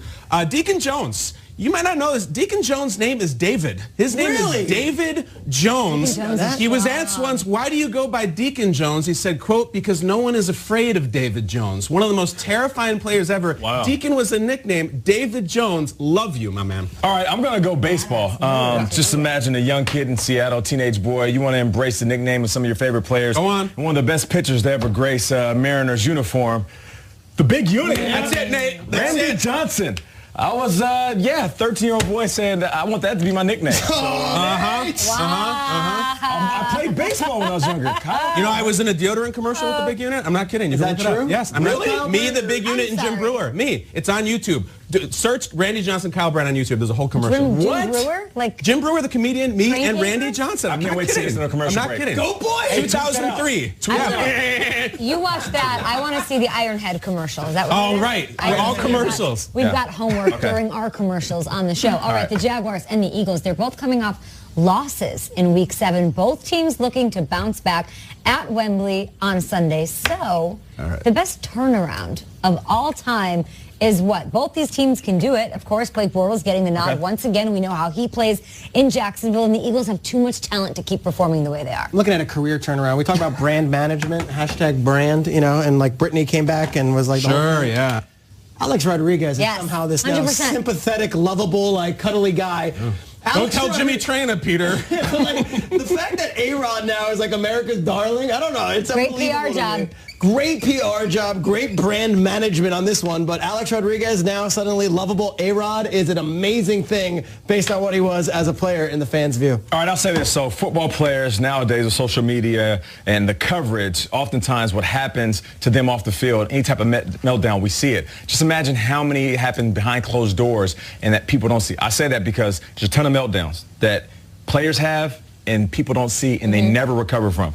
I never in my life cracked a joke about Britney Spears, but the fact that she had a meltdown in front of the world and was able to bounce back, there's so many people that crack jokes like, oh, it's over. She can't handle it. And now, still one of the most beloved artists in the world. She's doing another residency in Vegas, I Is just she saw. really? Yeah. Straight up, Britney Spears, I love it because at one point everybody was pointing their finger and laughing, and she is one of those stories. Listen, you can bounce back from anything if she can. I'm going to pay homage to our surroundings here in England, and I'm going to go Dickensian with it. How about the character arc on this gentleman right here? Here's a comeback. His name was known as a mean old SOB. At the end of it, he's buying a goose for the family and the Crutchets, and everyone gets money. Look at him. That is pre-Scrooge, a complete turnaround in his character, in the town, in really all of England, if you ask me. Ebenezer Scrooge, a massive 180. Shout out to Tiny Tim. The family called him Tiny Tim. That's bullying. No wonder the poor kid had a complex. So great stuff, guys. Wipe those boards all week long. I've been hearing you guys ask English people to say things in American accents, and you guys are saying things in British accents. So I decided I would like to ask you guys to say something finally in a British accent. And I've chosen famous, sort of hackneyed, standard NFL quotes. Your favorite NFL quote of all time in your best British accent. I'm going to jump out of the box with this one. I mean, I'm going to the late Dennis Green after a Monday night football Gotta loss. do it. And let's get the camera. Let's do it. The Bears are who we thought they were. That's why we took the damn pitch. Now, hits microphone. If you want to crown them, crown their arse. But they are who they thought they were, and we let them off the hook. Well done. It's a Devin Hester. Well done. Devin Hester. Nate's got, or Peter's got the best accent. All right. I think it's the best because it's the worst, which I think makes it the best. Yeah, which makes it the best. I'll jump right in. And mine is very simple. It's no more than 3 words. And I'm just going to read it in the translation, okay? And you guys just tell me what I'm saying and where it came from. Go on. Okay. Proper currency, bruv. Straight cash, homie. How you gonna pay for that, Randy? Proper currency, bruv. Straight cash, homie. Yeah, you see how that ties in? Proper currency, bruv. Yeah. Ain't nothing but 10,000 pounds. What's 10,000 pounds to me? If we're doing those, we got to hit the classics, right? So there's one classic that's not being represented. Let's just roll it right here, and I'll try to do it with this gentleman who we've all seen so many times. Give it to me. Here we go. Playoffs? Don't talk about playoffs. You kidding me? Playoffs?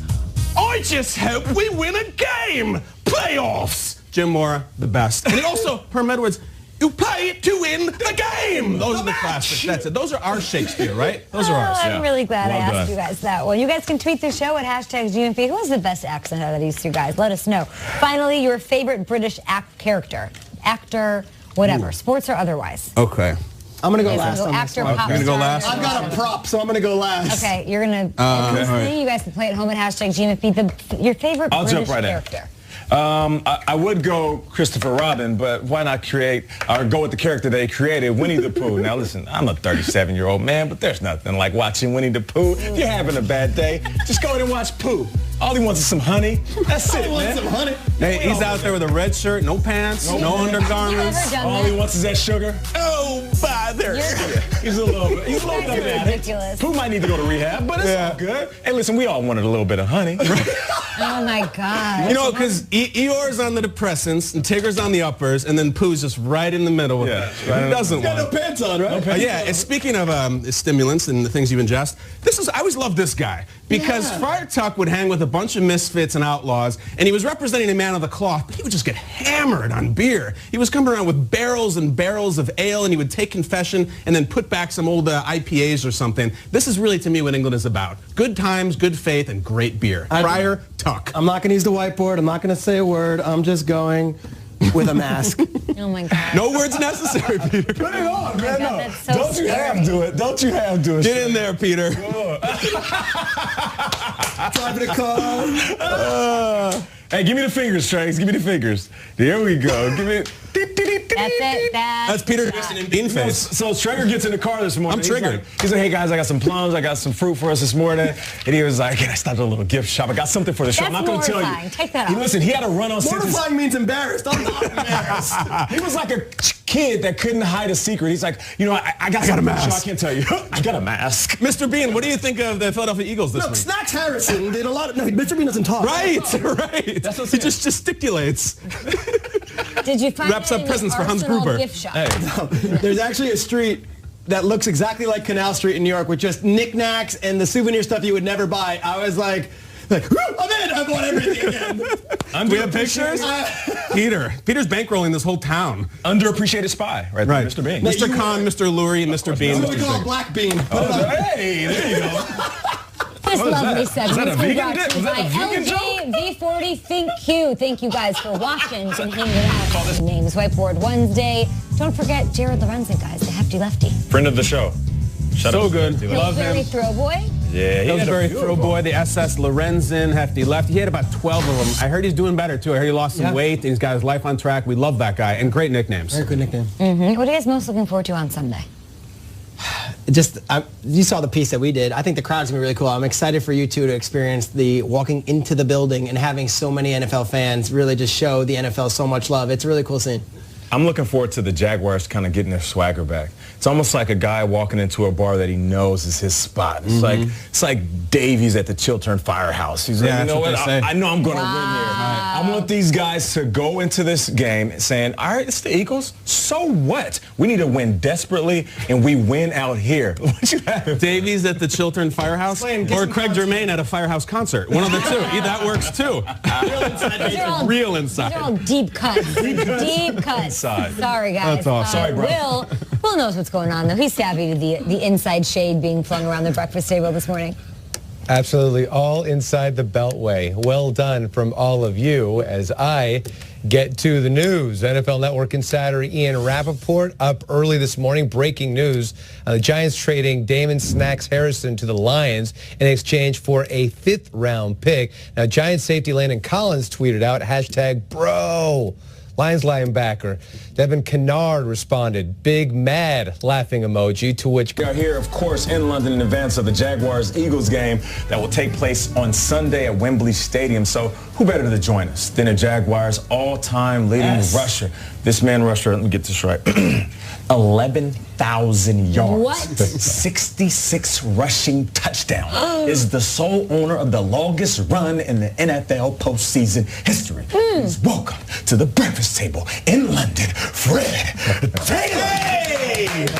What's up, Fred? I'm good, man. How's it going? Of course, man. Appreciate you joining us. I appreciate that introduction, man. You can do it again? I mean, I'll record it so you use your ringtone. All right, let's do it. Now, Kay was asking how many times have you been over here. What has been one of the memories that stood out over all your trips here to London?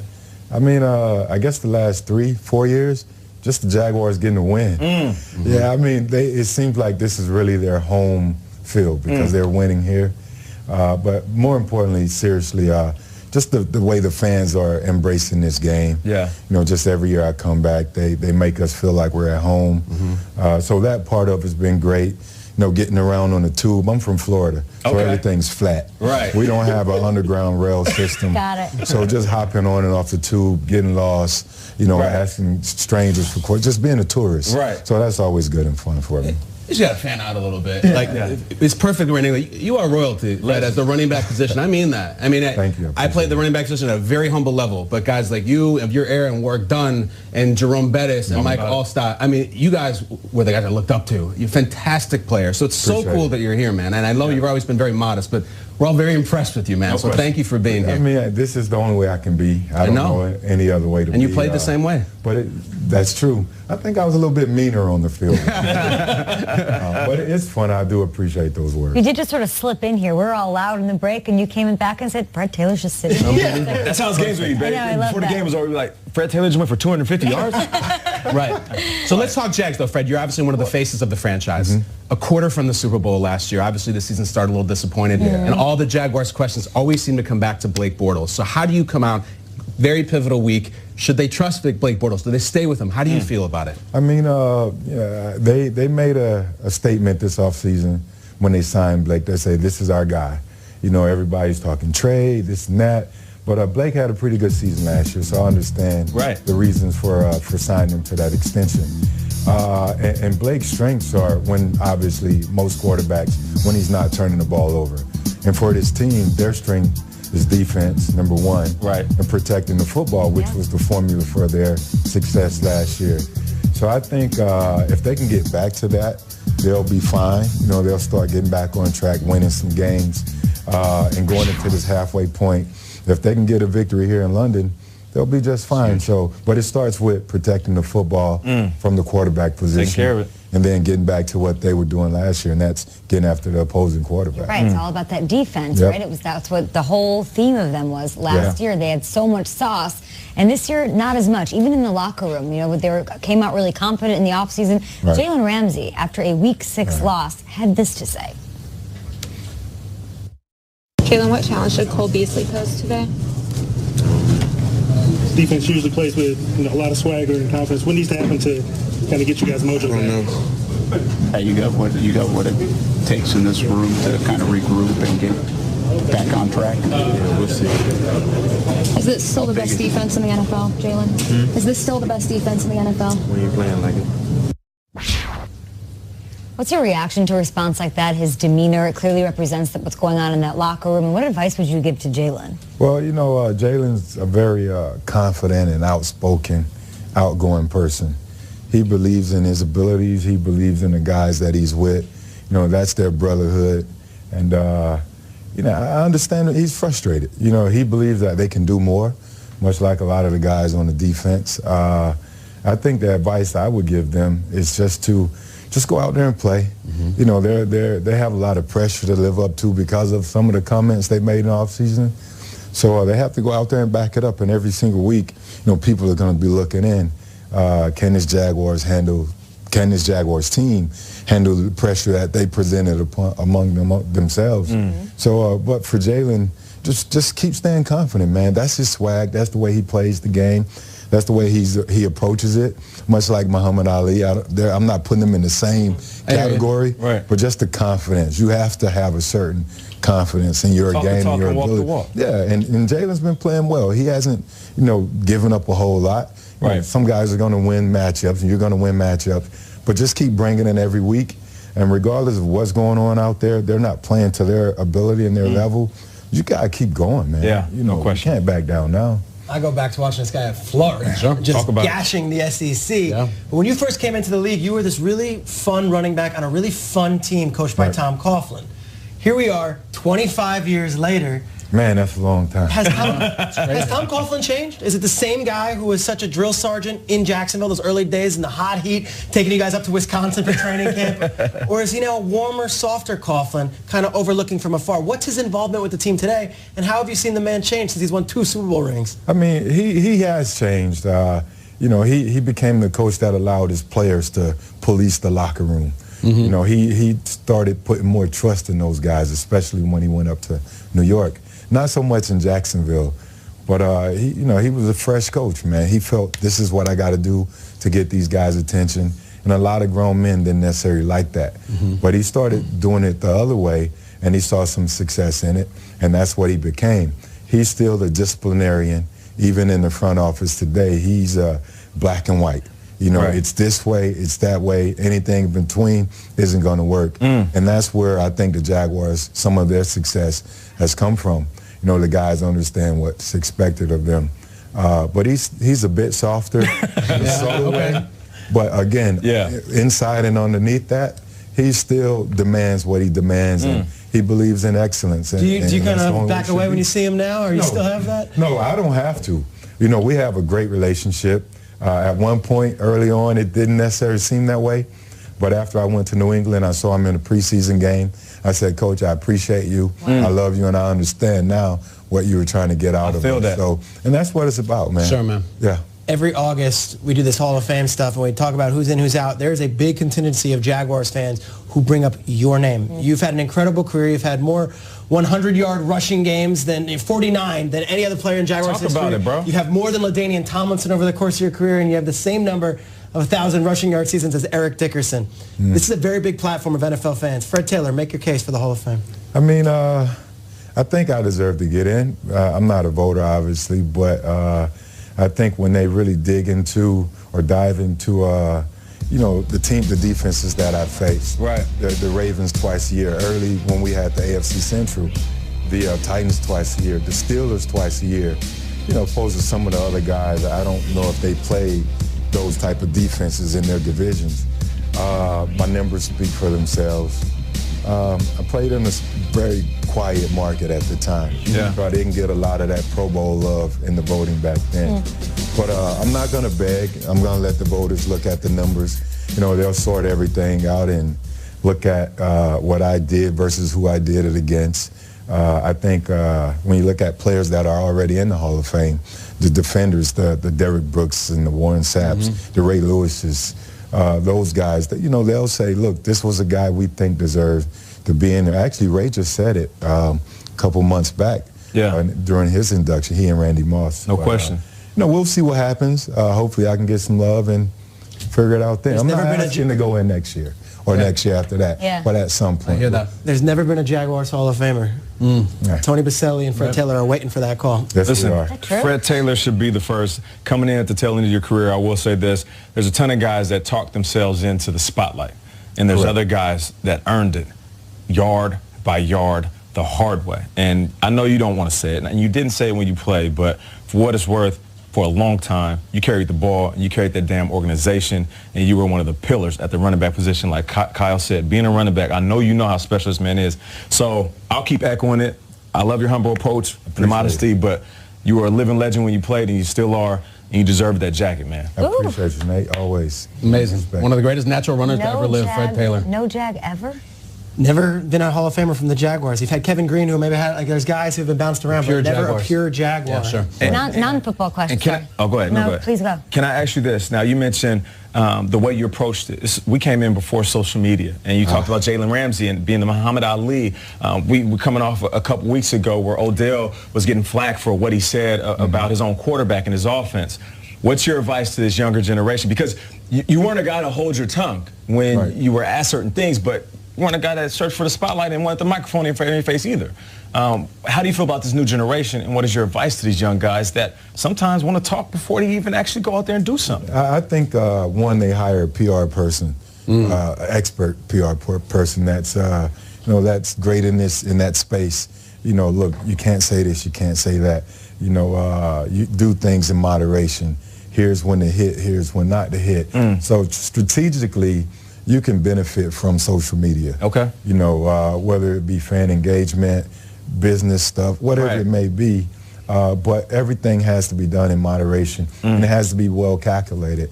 You know, you just can't, in your frustrations, run to Twitter and just, you know, type some stuff up and send it out, because once it's out, it's out. Yeah. So you have to, you know, take that deep breath, maybe even develop a routine and say, 10 minutes after I'm done, let me gather all my thoughts, text my PR person, and see how we can attack this together. That can, you know, help your fan base and not make you look like a guy who's always apologetic after you've made these statements that look like a fool.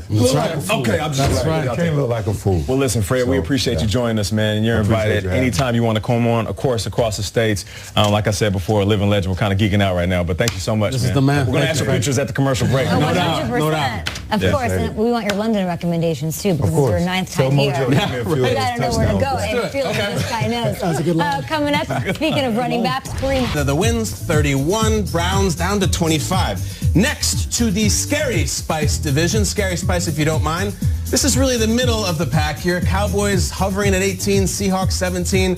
Jacksonville Jaguars, big game this weekend, down at 23. Moving on, please, to the Posh Spice division. We're cracking the top 10. Redskins at 10, Steelers at 9. These are the teams kind of knocking on the door of the elite. And finally, let's go to Baby Spice. Okay, Baby Spice, choice. it's my list, it's my ranking. Baby Spice.